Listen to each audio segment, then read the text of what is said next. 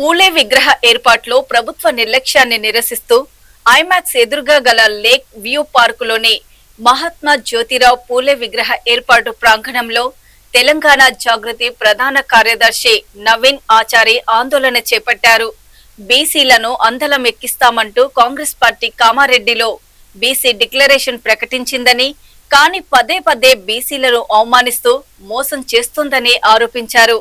Assembly ఆవరణంలో మహాత్మా జ్యోతిరావు పూలే, సావిత్రిబాయి పూలే గారి విగ్రహాలను ఏర్పాటు చేయాలని జాగృతి ఆధ్వర్యంలో కవిత ఎప్పటి నుంచో డిమాండ్ చేస్తున్నారని గుర్తు చేశారు. ఐమాక్స్ చౌరస్తా వద్ద పూలే దంపతుల విగ్రహాలను ఏర్పాటు చేస్తామని కాంగ్రెస్ ప్రభుత్వం హామీ ఇచ్చింది అని, పూలే జయంతి రోజున కూడా ఆ విగ్రహాలను పూర్తి చేయలేదని అన్నారు. బీఆర్ఎస్, కాంగ్రెస్ రెండు బీసీలను మోసం చేస్తున్నాయని, బీసీలంతా ఐక్యంగా ఉండి పాలకుల విధానాలను ఎండగట్టాలని నవీన్ ఆచారి సూచించారు. డిమాండ్ చేస్తా ఉన్నాం. దాన్ని సూటిగా నెరవేర్చాలని ప్రభుత్వం దొంగచాటుగా ఇవాళ అక్కడ కాకుండా ఇక్కడ ఐమాక్స్ దగ్గర ఏర్పాటు చేస్తామని చెప్పారు, ఐమాక్స్ చౌరస్తా దగ్గర ఏర్పాటు చేస్తామని చెప్పారు. పోనీ అదైనా జరుగుతుంది. మా డిమాండ్ కొనసాగుతూనే ఉన్నప్పటికీ ఈ నిర్ణయాన్ని కూడా స్వాగతిస్తూనే పోరాటాన్ని కొనసాగిద్దామని కవిత గారు పిలిపించిన నేపథ్యం లోపల ఇక్కడ కూడా 2 రోజుల క్రితం ఏదైతే జ్యోతిబాయి పూలే, సావిత్రిబాయి పూలే గారి విగ్రహాలు పెడతామని చెప్పి 2 రోజుల కింద ఇక్కడికి ప్లాస్టర్ ఆఫ్ ప్యారిస్ విగ్రహాన్ని తీసుకొచ్చారు. ప్లాస్టర్ ఆఫ్ ప్యారిస్ అంటే మీ అందరికి తెలుసు, మనం ఏదైతే గణేష్ మండల్ లోపల ఏర్పాటు చేస్తామో కేవలం ఒక సీజన్ కోసం 15 రోజుల కోసం ఏర్పాటు చేసే విగ్రహం, ఆ విగ్రహాలను తీసుకొచ్చారు. ఎప్పుడు బీసీ సంఘాలు కానీ జాగృతి లాంటి సంస్థలు, పార్టీలు దీన్ని వ్యతిరేకిస్తాయి, బీసీలు చైతన్యంతో ఉండరని చెప్పి వెనక్కు తగ్గినటువంటి ప్రభుత్వం రాత్రికి రాత్రి వాటిని దాచిపెట్టి ఇవి ఇప్పుడు కాదు మళ్ళీ ఇక్కడ కాంస్య విగ్రహాలను పెడతామని చెప్పి దీన్ని వాయిదా వేయడం జరిగింది. బీసీలు అంటే చులకనతోని గతంలో కూడా, గత ప్రభుత్వ కాలంలో కూడా కొండా లక్ష్మణ్ బాపూజీ గారి విగ్రహం పూర్తి స్థాయిలో ఏర్పాటు కాకపోతే అప్పటికప్పుడు వాళ్ళు ఫైబర్ విగ్రహాలను తీసుకొచ్చి పెట్టడం జరిగింది. తర్వాత బీసీ సంఘాలని వ్యతిరేకిస్తే దాన్ని తీసి అక్కడ కాంస్య విగ్రహాన్ని ఏర్పాటు చేయడం జరిగింది, ఇదే హుసేన్ సాగర్ పక్కన.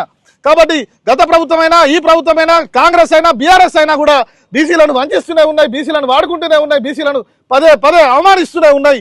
ఈ అవమానాలకు ధిక్కారంగా ఇవాళ తెలంగాణలో ఉన్నటువంటి గ్రామాన ఉన్నటువంటి బీసీలు ధిక్కార స్వరాలను వినిపిస్తున్నారు. 42% రిజర్వేషన్ మాత్రమే కాదు, ఇవాళ ఖచ్చితంగా బీసీ మహనీయులను కూడా గౌరవించుకునేటట్లుగా ప్రతి మహనీయులను గౌరవించాలని అడుగుతా ఉన్నాం. తెలంగాణ వచ్చి ఇప్పటికి దాదాపు 12-13 సంవత్సరాలు అయింది. ఏది జయశంకర్ గారి విగ్రహం ఎక్కడ ఉన్నది? ఉద్యమం లోపల మనం ఏర్పాటు చేసుకుంటా ఉన్నాం. ప్రతి దగ్గర కూడా తెలంగాణ తల్లి విగ్రహాలు పెట్టుకున్నాం, జయశంకర్ సార్ విగ్రహం పెట్టుకున్నాం. తెలంగాణ వచ్చినాక ఈ 13 ఏళ్ల ప్రభుత్వం పెట్టిన జయశంకర్ సార్ విగ్రహం ఎక్కడ ఉన్నది? ఇక్కడ ఈ చుట్టుపక్కల లేదు. సిగ్గు నిజంగా సిగ్గుపడాలి. తెలంగాణకు కూడా జాతిపిత అని చెప్పేటటువంటి జయశంకర్ సార్ విగ్రహాన్ని పెట్టలేని నిస్సిగ్గుగా, నిర్లజ్జగా తెలంగాణ పీఠాన్ని అధిరోహించినటువంటి గత ప్రభుత్వమైనా, ఇప్పటి ప్రభుత్వమైనా కొంచెం సిగ్గుపడండి. బీసీలు చైతన్యంతో ఉన్నారు. తెలంగాణ వ్యాప్తంగా బీసీలకు రిజర్వేషన్లను ఇవ్వాలని చెప్పి ఒక దిక్కేమో ఉద్యమాలు జరుగుతూ ఉంటే బీసీ టీఆర్ఎస్ పార్టీ నుంచి వీళ్ళు ఇందిరా పార్క్ దగ్గర ధర్నా పెట్టారు. టీఆర్ఎస్ పార్టీకి డైరెక్ట్గా 42% రిజర్వేషన్ డిమాండ్ చేయకుండా బీసీ ప్రజాప్రతినిధుల ఫోరం అని చెప్పి ఈ బీఆర్ఎస్లో ఉన్నటువంటి ప్రజాప్రతినిధులు, ఎమ్మెల్యేలు, ఎంపీలు అందరు పోయి అక్కడ కూర్చున్నారు. కొంచెం సిగ్గనిపించట్లేదా మీకు? బీఆర్ఎస్ నుంచి కదా మీరు చేయాలి, బీఆర్ఎస్ పార్టీ నుంచి కదా మీరు నిరసన తెలపాలి. బీఆర్ఎస్ ప్రజాప్రతినిధుల ఫోరం ఏంది? బీసీ ప్రజాప్రతినిధుల ఫోరం, క్షమించాలి. బీఆర్ఎస్ ప్రజాప్రతినిధులు కూడా బీఆర్ఎస్ పేరు కూడా వాడలేదు.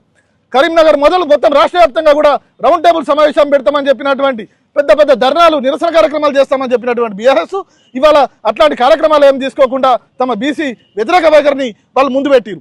ఇటు రోహిందర్ రెడ్డి చేసినటువంటి జనగణనలో కూడా, కులగణనలో కూడా అనేక తప్పుల తడకగా డెడికేటెడ్ కమిషన్ లేకుండా రెగ్యులర్ కమిషన్ వేసి హైకోర్టు చివాట్లు పెడితే గత్యంతరం లేని పరిస్థితుల